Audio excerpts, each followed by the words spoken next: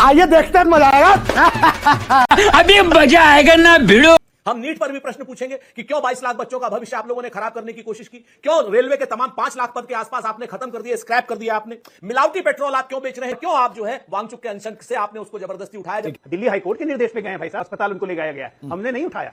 जाहिल लोग दूसरे को बेवकूफ कहने में, अपने आप को जाहिल कहलवाने में कहीं ना कहीं शायद शर्म नहीं महसूस करते, गर्व महसूस करते। ये थेथराई करने से काम नहीं चलेगा। अपने चारों चोरों को बचाओ मत। इन लोगों ने जो पाप किया है, 60,000 साल मल के कीड़े बनेंगे। सोनम वांगचुक की बात है, समाजवादी पार्टी अपनी प्रतिबद्धता दे चुकी है और भारतीय जनता पार्टी के लोग चुपचाप बैठे हैं। ये वही लोग हैं जो अन्ना हजारे के आंदोलन के साथ में पीछे खड़े होकर यूपीए गवर्नमेंट के ऊपर तीर चला रहे थे।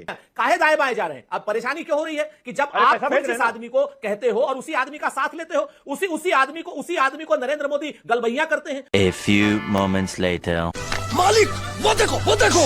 हम नीट पर भी प्रश्न पूछेंगे कि क्यों 22 लाख बच्चों का भविष्य आप लोगों ने खराब करने की कोशिश की, क्यों आपके पास 29 लाख पद खाली पड़े हुए हैं लेकिन आज तक आप उनको भर नहीं रही हैं, क्यों रेलवे के तमाम 5 लाख पद के आसपास आपने खत्म कर दिए, स्क्रैप कर दिया आपने, मिलावटी पेट्रोल आप क्यों बेच रहे हैं जिससे लोगों की, गिग वर्कर्स की, मेडिकल रिप्रेजेंटेटिव्स की, सेल्स रिप्रेजेंटेटिव्स की जो पुरानी गाड़ियां हैं वो खत्म होती जा रही है, उनका माइलेज खत्म होता जा रहा है, उनका क्रैंक, उनका इंजन, उनका शाफ्ट सब खत्म हो जा रहा है। बात तो सही है। क्यों आप उस पे लगे हुए हैं और क्यों आप जो है वांगचुक के अनशन से आपने उसको जबरदस्ती उठाया जबकि वो लोकतांत्रिक तरीके से अनशन कर रहे हैं? क्यों धर्मेंद्र प्रधान का इस्तीफा नहीं हो रहा? सुरेंद्र जी, काफी लंबी सूची हो गई आपकी। मैं चाहता हूं अजय लोग जल्दी से 30 सेकंड में जवाब दे दीजिएगा, फिर दूसरे मेहमानों के पास जाऊंगा।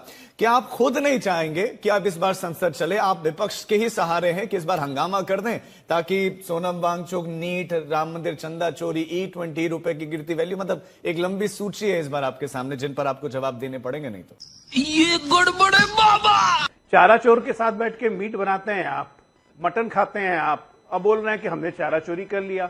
रजिस्टर्ड सजा याफ्ता चारा चोर के साथ घूमते हैं आप, जब हमें सवाल हम पे पूछ रहे हैं तो ऐसे सवाल पे तो उठेगा ना। मंदिर चढ़ावा चोरी डायरेक्टली अब सुप्रीम कोर्ट मॉनिटर कर रही है, एसआईटी अपनी जांच भी सुप्रीम कोर्ट में सौंपेगी, सवाल आप हमसे पूछ रहे हैं। जितने सर्टिफाइड चोर थे सब जेल की हवा खा चुके, बाकी बचे हुए कोई बचेगा नहीं, आप हम पे सवाल पूछ रहे हैं। अरे कहना क्या चाहते हो? 10 जनपद कब से लोकतंत्र का जननी हो गया भाई? हाई कमांड और लोकतंत्र की जननी हो गया। सोनम वांगचुक से अभी तक तो आप कह रहे थे कि हमारे कोई संबंध नहीं है। श्रीमान राहुल गांधी जी कभी मिलने नहीं गए वहां पे जंतर मंतर में, बलि का बकरा बना के उनको बैठा दिया। पूछ रहे कि सोनम वांगचुक को उठा क्यों लिया? दिल्ली हाईकोर्ट के निर्देश पे गए हैं भाई साहब। बार झूठ बोलो। अस्पताल उनको ले जाया गया है, हमने नहीं उठाया। अब बोलिए कि हाईकोर्ट की बात नहीं माननी चाहिए थी, करने देते हैं उनको अनशन। ऐसे बेवकूफाना सवाल आप पूछना है, बिल्कुल पूछिए, लेकिन नियम के तहत पूछिएगा।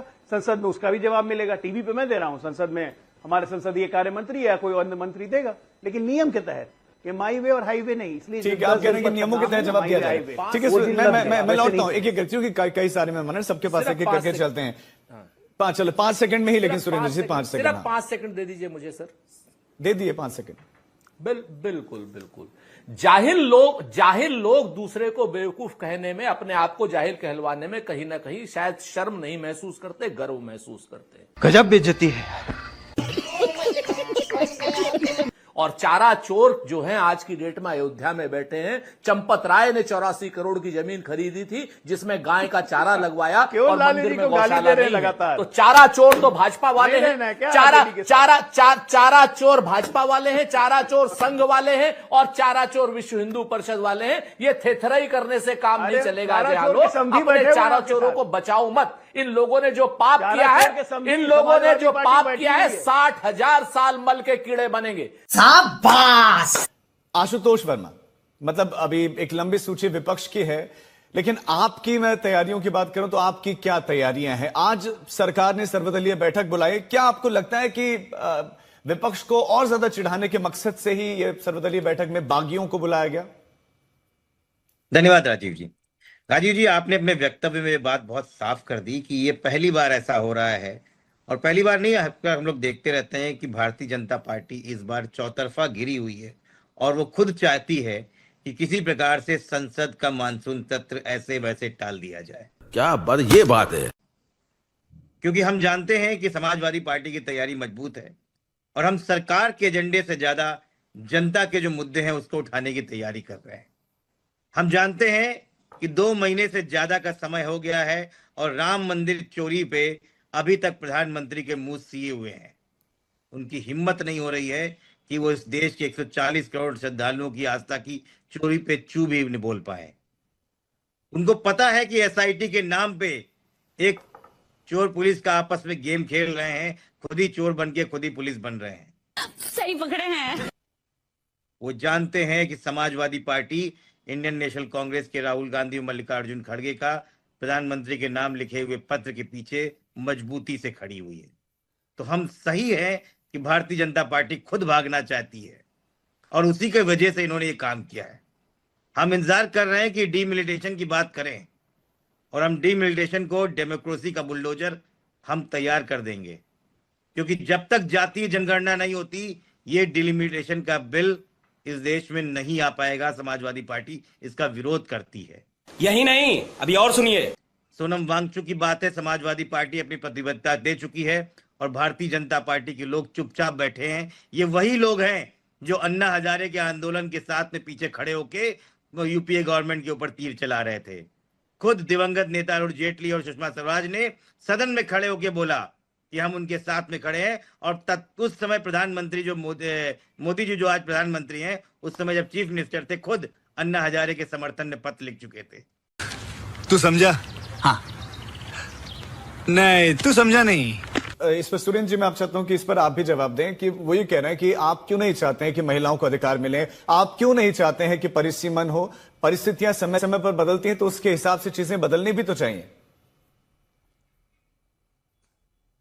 बिल्कुल सही कहा आपने कि नारी वंदन अधिनियम तो 2023 में पास हो चुका है। नारी वंदन अधिनियम के तो विरोधी भारतीय जनता पार्टी वाले हैं। हमने तो 2023 में ही कहा था कि 2024 में लागू कर दो। बात तो सही है। मलूक भाई ये जरा पूछ के बताना भाजपा से कि भाजपा के कितने सांसदों ने ईमेल किया है। हमने तो 90 लोगों ने किया है। हमारे सुन लीजिए, 90 ने, और अगर आप 200 की आप ला करके दे दे, मैं 90 की दे देता हूं। आप बता दो कितने भाजपा के, क्योंकि भाजपा के सांसदों को तो प्रश्न पूछने की इजाजत ही नहीं है। वहां पर तो खाता ना भाई जो मोदी चचा कहें वो एक नहीं किया है भाजपा के आदमी ने, क्या नाम, प्रश्न बात करते हैं। उसके बाद आप आ जाइए धीरेन्द्र भाई बड़ी बड़ी बातें कर रहे थे कि लोकतंत्र को कांग्रेस ने खराब किया, सोनिया जी ने खराब किया। जब रामविलास पासवान जी हमारे साथ थे धीरेन्द्र भाई, तब क्या लोकतंत्र की हत्या हो रही थी? आप चाहते हैं, ये कहना चाहते हैं कि आपका नेता गद्दार था लोकतंत्र का? गजब बेइज्जती है। लेकिन क्या आप लाना चाह रहे हैं इस बार परिसीमन? क्या महिला बिल इस बार भी आएगा? देखिए, ये तो प्रधानमंत्री कह चुके हैं ना कि विपक्ष ने पिछली बार गलत नियत, गलत मंशा से ये बिल गिरा दिया, लेकिन हम प्रतिबद्ध हैं, हम इस बिल को लाएंगे।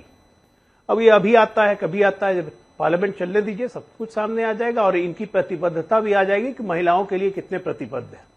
अच्छा, हमको सिखा रिया है।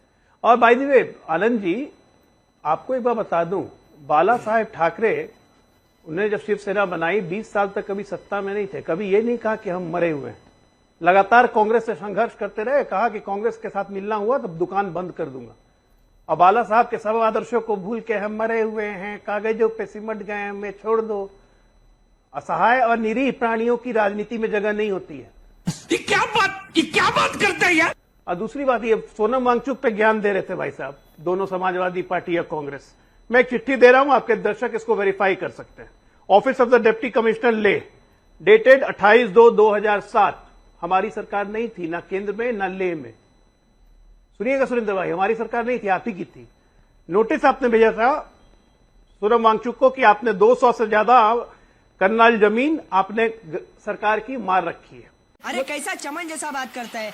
दूसरा नोटिस था, you have been accused of misusing provisions of foreign contribution act by misappropriation of funds received from foreign contribution, जिसका बिल आने वाला है। अब देखिए कितना छटपटा रहे हैं ये लोग इस बिल पे।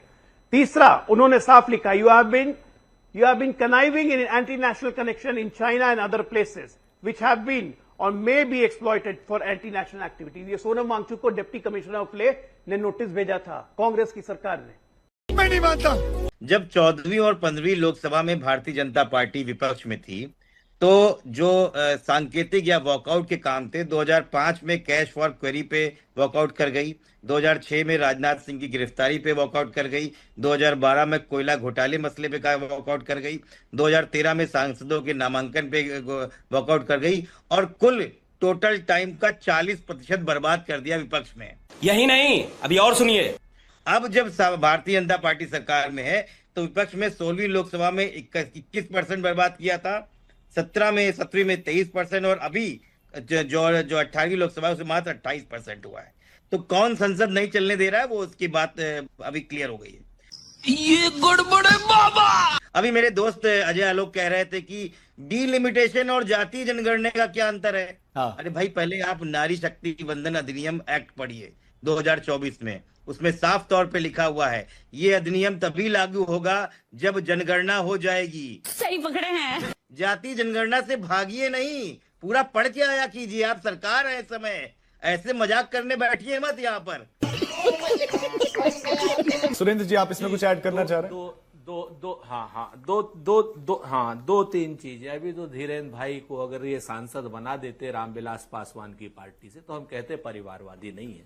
अरे खुद चाचा, ताऊ, जीजा, साला, सास सबको तो आप सांसद बनाए हो और एमएलए बनाए हो, और रामविलास पासवान की पार्टी और कह रहे हो परिवारवाद पे। आप समाजवादी पार्टी को आरोप लगा रहे। शर्म की बात है धीरेन्द्र भाई। आपको अगर सांसद बना देते तो हमें दिक्कत नहीं थी, हम अच्छा लगता। दूसरी बात, आप अजय आलोक जी 2007 डिप्टी, अरे कितने दोगले लोग हैं भाई ये लोग। एक डिप्टी कमिश्नर को कह रहे हैं कि ये सरकार है। आज की डेट में डिप्टी कमिश्नर को तो छोड़ दीजिए, पूरी भारतीय जनता पार्टी कह रही है कि वो चाइना का एजेंट है, पाकिस्तान। शर्म नहीं आती इन लोगों को?